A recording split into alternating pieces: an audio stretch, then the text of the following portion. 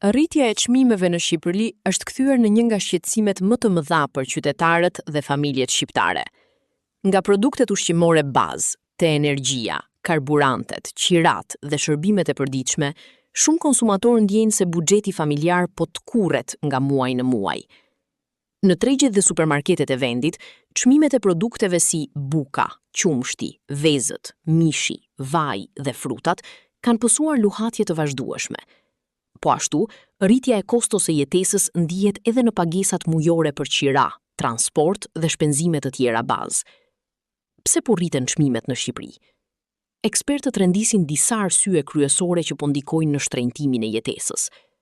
Kriza ekonomike ndërkombëtare, luftrat, problemet me zinxhirët e furnizimit dhe rritja e çmimeve të energjisë kanë ndikuar drejt për drejt edhe në Shqipëri. Si vend që importon shumë mallra, ekonomia shqiptare ndjen menjëherë efektet e tregjeve të huaja. Shumë produkte ushqimore dhe materiale bazë vijnë nga jashtë vendit. Kur rritet çmimi në tregjet ndërkombëtare, efekti reflektohet menjëherë në raftet shqiptare. Bizneset përballen me çmime më të larta të energjisë, transportit, pagave dhe taksave. Këto kosto shpesh kalohen te konsumatori final.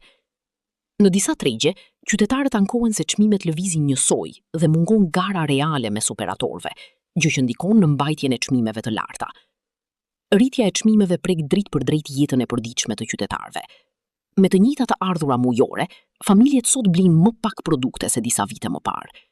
Kjo përkthehet në ulje të fuqisë blerëse, vështirësi për të kursyer para, shtim të borxheve familjare, reduktim të shpenzimeve për arsim, argëtim apo pushime, presion më të madh mbi pensionistët dhe familjet me të ardhura të ulta.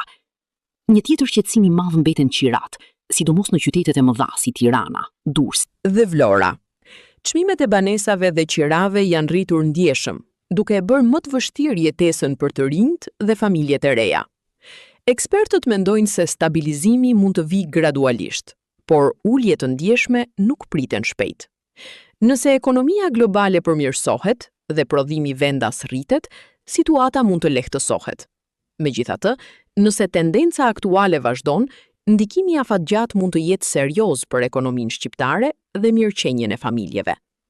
Në këtë situatë, specialistët këshillojnë planifikim më të kujdesshëm të buxhetit, krahasim çmimesh para blerjeve, fokus te produktet bazë dhe të nevojshme, kursim energjie dhe shpenzimesh të panevojshme, rritje të kujdesit financiar në kredi dhe borxhe. Rritja e çmimeve në Shqipëri nuk është thjesht statistik, por realiteti i përditshëm për mijëra familje. Menaxhimi i situatës kërkon politika ekonomike të kujdesshme, më shumë prodhim vendas dhe mbështetje për shtresat më të prekura.